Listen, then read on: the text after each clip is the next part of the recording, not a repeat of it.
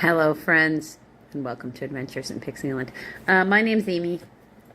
I'm an ordained minister, and we are in Bible study. We are in the Nev, and we're in the book of Numbers. We're in chapter 26, and long though it may be, we are going to do the entire chapter. Now, this is another one of those where they're naming out the names, which understand that the tribes that they're married into matter very much so, this list of names. Because these are a list of people who for them, are covered under the promise of Abraham. So it's a birthright from God that they're claiming when they're claiming this descendancy. Okay? It's important. The second census. After the plague, the Lord said to Moses and Eleazar, son of Aaron, the priest, take a census of the whole Israelite community by families, all those 20 years old or more, who are able to serve in the army of Israel, so on the plains of Moab by the Jordan across from the Jericho, Jordan of Jericho, okay. Moses and Eleazar the priest spoke with them and said, take a census of the men 20 years old or more, as the Lord has commanded Moses. It's just another name for the Jordan, depending on what map you're looking at.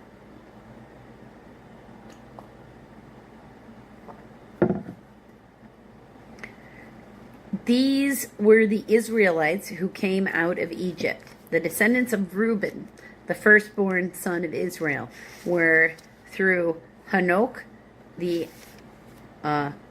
that's Hanoch, the Hanochite clan, through Palu, Pallu, the Paluelite clan, from Hezron, Hezron, the Hezronite clan, through Carmi, the Carmite clan.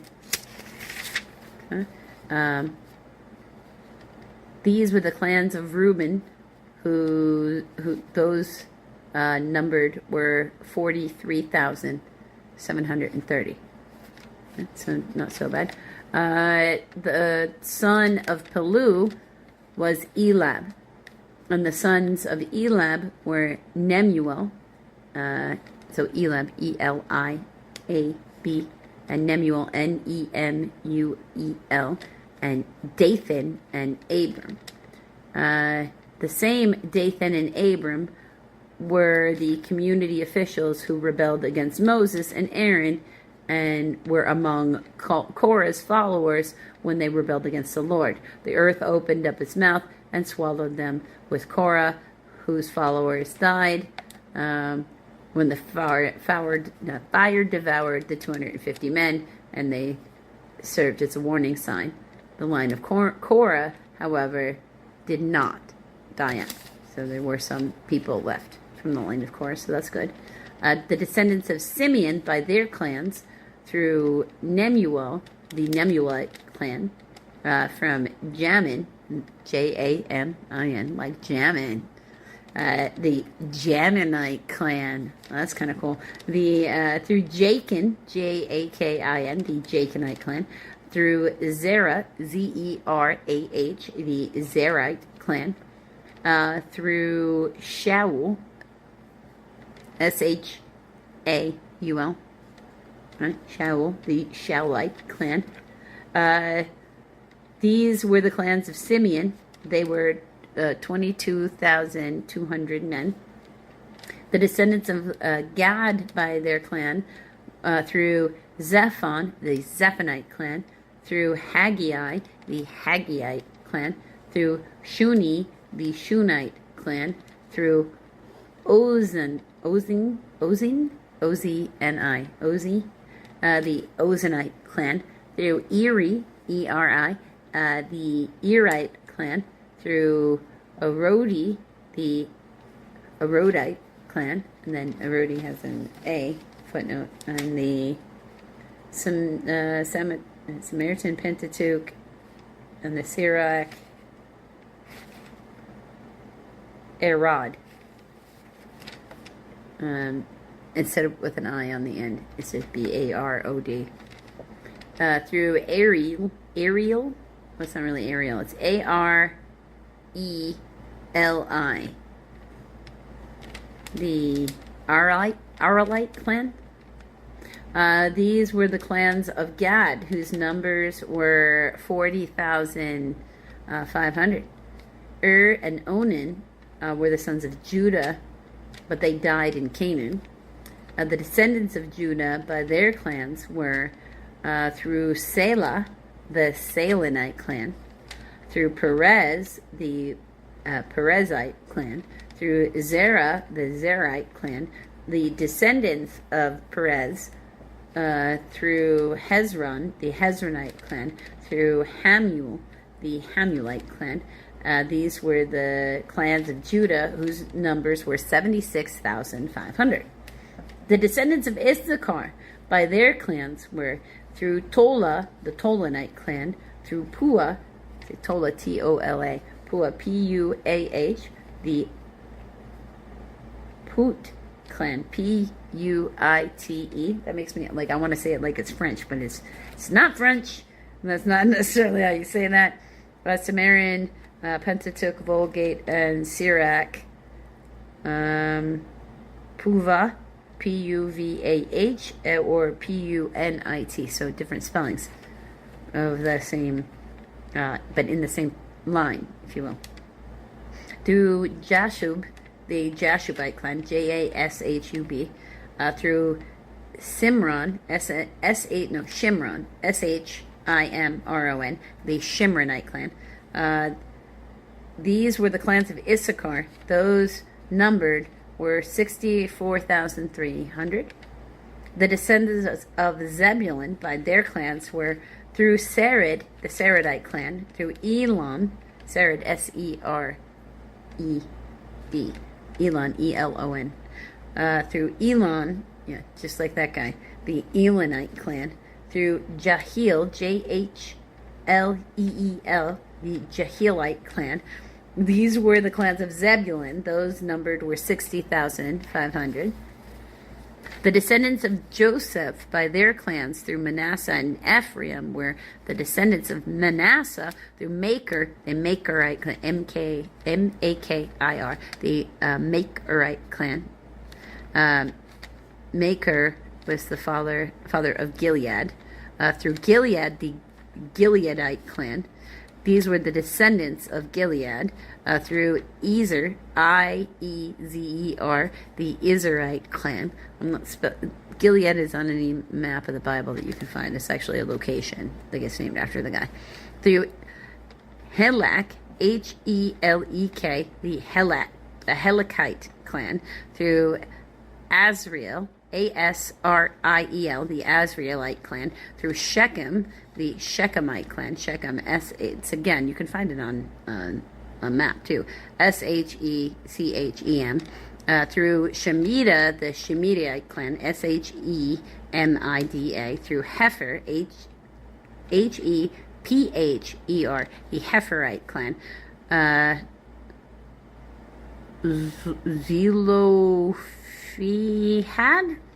Zelphehad, son of Hepter, had no sons. He had daughters, whose names were Mahlah, Mahlah, Noah, Noah, Hoglah, Hoglah, Milcah, Milcah, and Tirzah, Tirza. These were the clans of Manasseh, who were numbered at 52,700. These were the clans of Ephraim by their clan through Shuthelah, Shuthelah,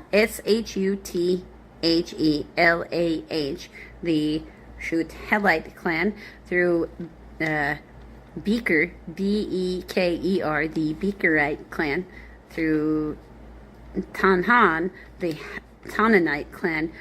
These were the descendants of the Shula through Aaron, the Aaronite clan. These were the clans of Ephraim, whose numbers were 32,500. These were the descendants of Joseph by their clans. The descendants of Benjamin by their clans were through Bela, the Belite clan, through Ashbel, the Ashbelite clan, through Avram, so Bela, B-L-A-A, Ashbel, A-S-H-B-E-L, Ariam, A-H-I-R-A-M, the Aramite clan, through Shupam, S-H-U-P-A-H-A-M, the Shupamite clan, through Huham, the Hubanite clan. I'm going to say the Hubanite clan. Through the descendants of Bela through Ard, B-E-L-A through A-R-D, and Naaman, N-A-A-M-A-N, were through Ard, A-R-D, and that's got a footnote of D. Okay.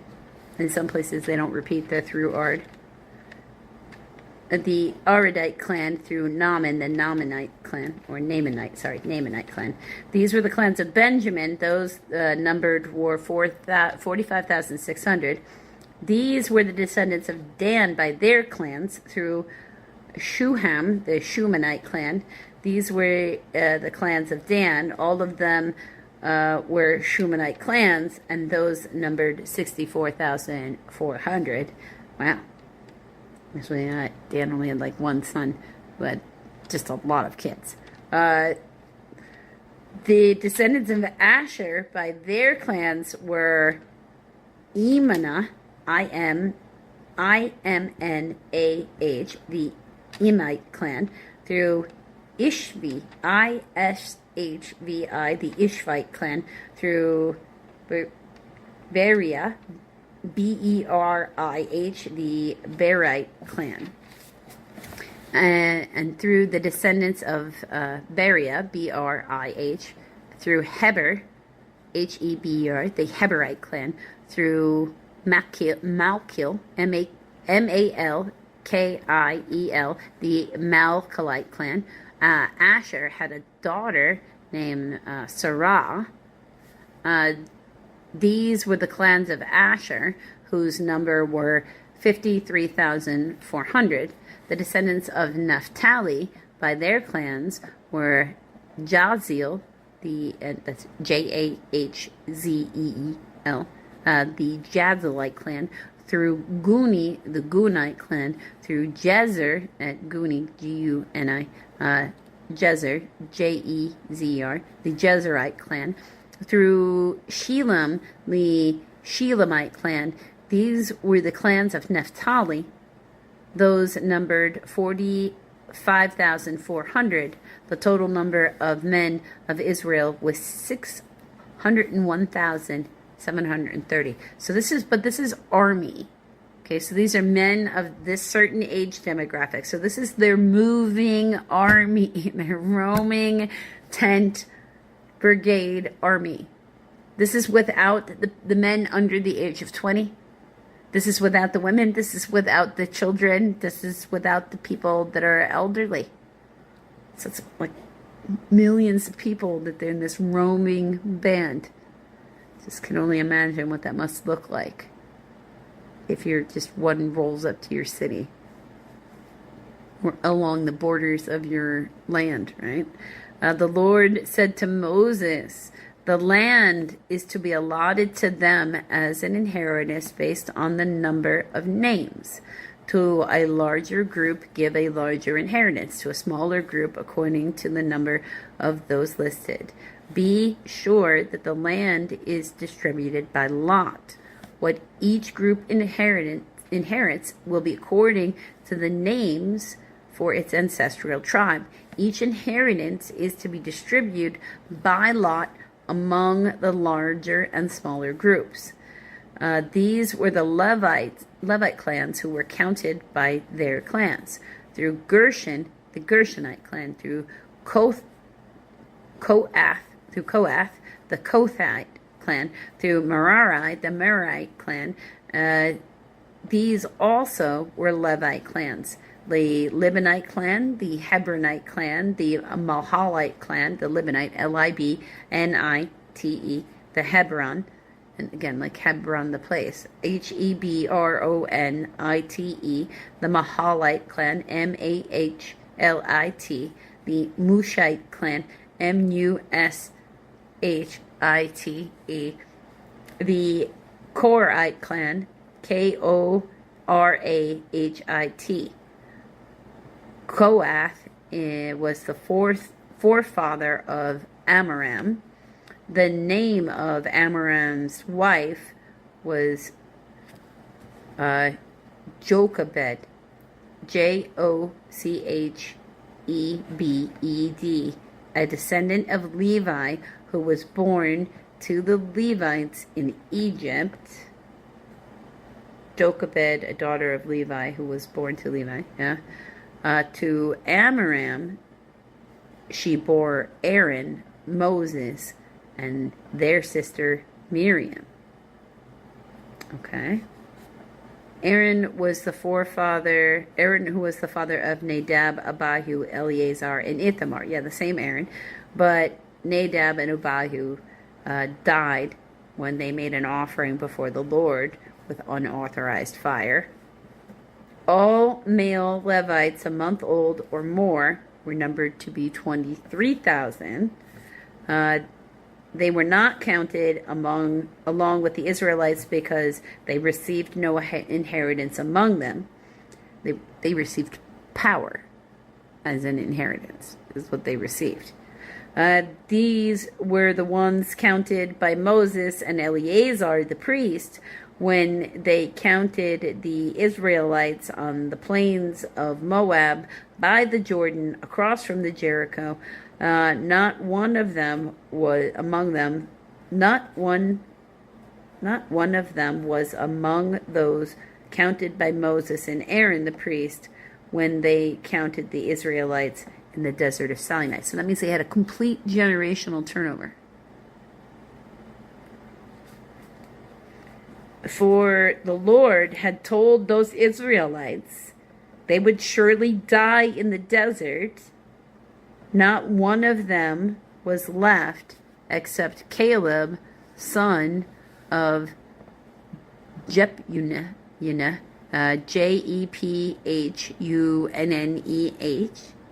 and Joshua, son of Nun. Joshua, son of Nun, Moses' assistant. So, unsurprised that he made the cut. Kind of sort of picked out, right, in advance. I know, it was a long video, friends, but understand that this was important because this was, you could just consider the optics, consider the reaction of the people around them, consider what all the work that has to be done. This many people, and they have a priest workforce because you can't expect them to serve at a month old of only so many. That's a lot of people to be responsible for. So, until the next video, friends. Hello, friends, and welcome to Adventures in Pixieland. We're in Bible study. I'm amused because my phone decided to auto start itself just as I had just finished adjusting my chair, so I would be better facing the camera more head on. And I wasn't actually expecting to start yet. So there's that. We are, yes, in the NIF. And we'll be through next year. But we will also start comparison language at some point. So it's okay. We're working on it already, and we got a way that we'll be able to present that. So if you don't like the NIV, that's okay. We're going to discuss the language changes at some point, which should make you happy. Because it's not like this is my favorite version of the Bible. This is just the one I picked the first. I had 3 versions, and this is the one where the language does not need its own translation. That's how I would word that. We're in Luke.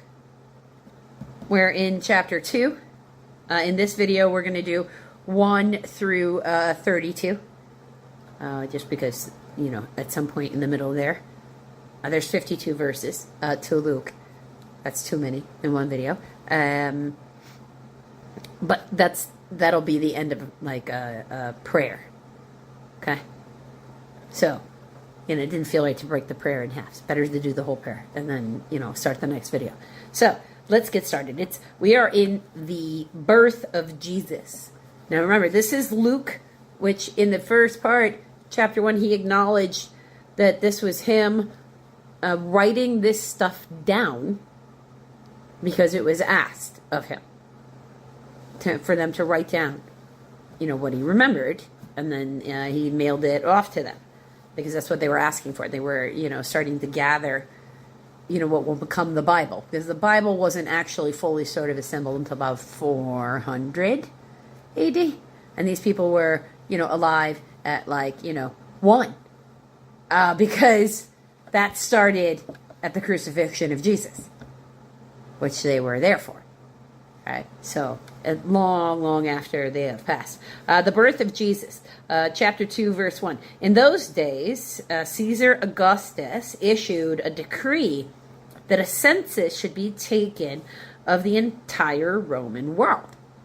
This is the first census that took place, I'm probably going to pronounce this wrong, but Quirinius, Quirinius, Quirinius, was governor of Syria. So we should be able to find that. If you wanted to go Google that, you should be able to find it. And everyone went to his own town to register.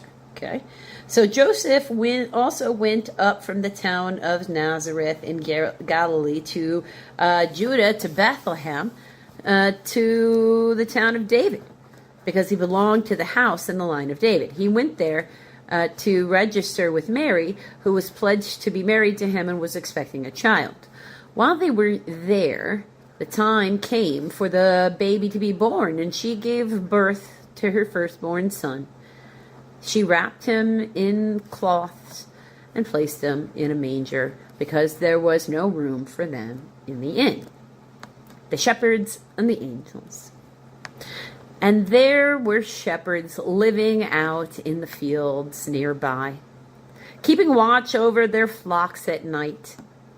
An angel of the Lord appeared to them, and the glory of the Lord shone around them, and they were terrified. But the angel said to them, "Do not be afraid. I bring to you good news of great joy that will be for all the people." That being terrified of the angels does seem to be a common response throughout all of the Bible. So I'm not sure exactly what they look like, but these people are definitely startled. I wonder how much of a reaction that would even get in today's society, because we're pretty desensitized to a lot of things. So I don't know. I mean, but things suddenly appearing when they shouldn't be able to suddenly appear is pretty startling. So it's probably going to have a similar reaction. Today, the town of David, a Savior has been born to you. He is Christ. It's going to say, or Messiah in Greek. The Lord. This will be a sign to you. You will find a baby wrapped in cloths and laying in a manger. Suddenly, a great company of heavenly hosts appeared with an angel, praising God and saying, "Glory to God in the highest, and on earth peace to men on whom his favor rests." When the angels had left them and gone into heaven, the shepherds said to one another, "Let's go to Bethlehem and see this thing that has happened, which the Lord has told us about."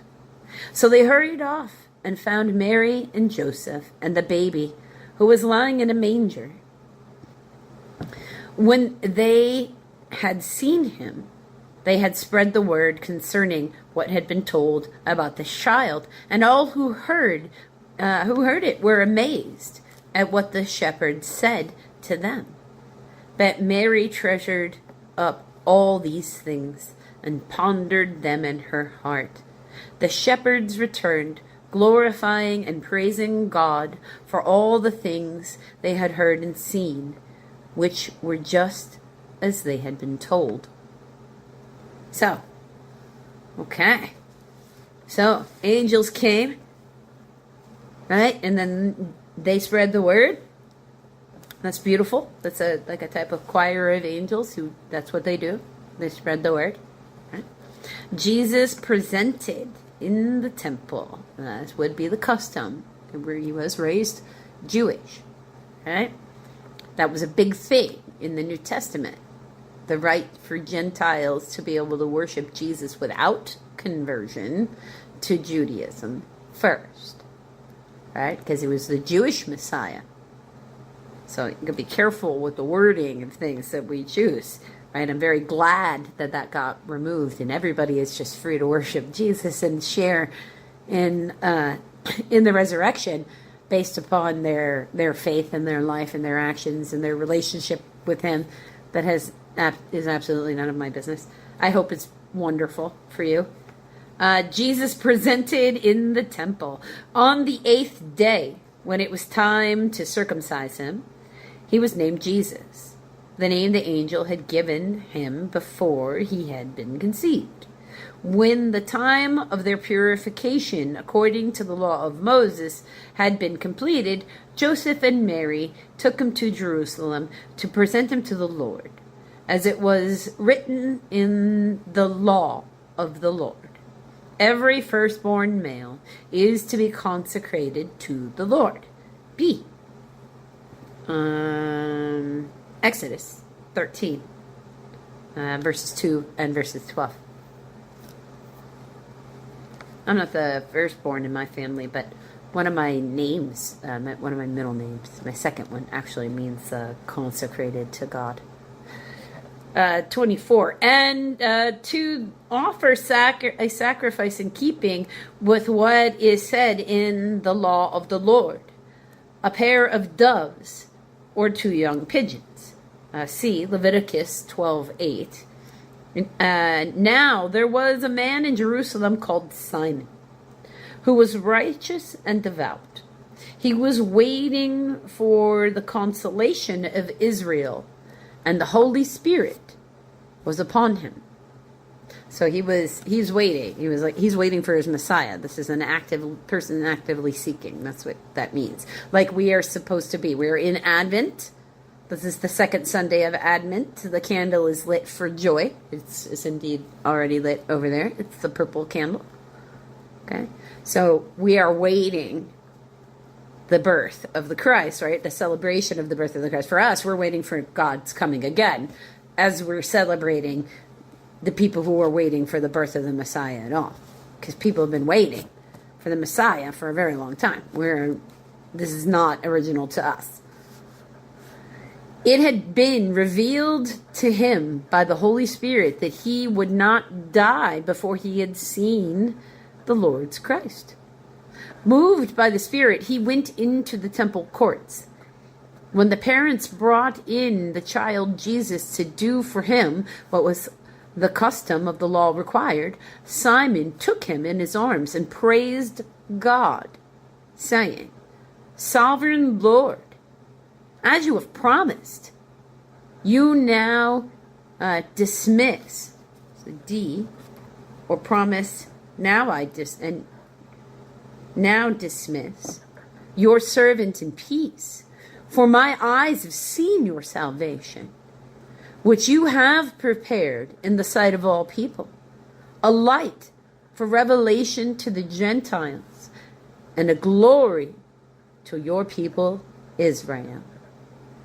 So this man had been waiting devoutly for a very long time to meet the Messiah. And he was told those things very specifically so he could be one of the first people to proclaim Jesus, right? Although I'm going to say that I feel like that only really goes to John the Baptist when he was in utero and he gave a good kick there into his mama's belly at the, the recognition of Jesus in utero. But of the people who are already alive and could vocalize, this guy got the privilege of being the first person to proclaim that Jesus is the Messiah right from birth.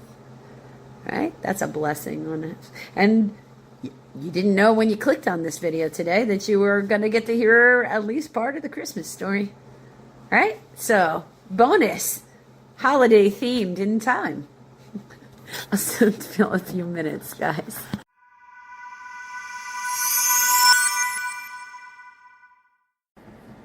Hello, friends. Welcome to Adventures in Pixieland. My name's Amy, and I'm an ordained minister. And we are in Bible study. We're in the Niv. We are in Psalms, Book 2, Psalm 60. It's 12 verses, and we're going to do the whole thing. For the director of music, to the tune of the Lily of the Covenant, a mitkam of David for teaching. When he fought Aram, Nahararam, and Aram Zobah, and when Joab returned and struck down 12,000 Edomites in the Valley of Salt. It's going to be over by the Dead Sea, where the mountains of salt are. You have rejected us, O God, and burst forth upon us. You have been angry. Now restore us. You have shaken the land and torn it open. Mend its fractures, for its quaking. You have shown your people desperate times. You have given us wine that makes us stagger. People got addiction problems. But for those who fear you, you have raised a banner to be unfurled against the bow. Selah. Save us and help us with your right hand, that those you love may be delivered. God has spoken from his sanctuary. In triumph, I will parcel out Shechem. I will measure off the valley of Succoth. Gilead is mine, and Manasseh is mine. Ephraim is my helmet. Judah is my scepter. Moab is my wash basin.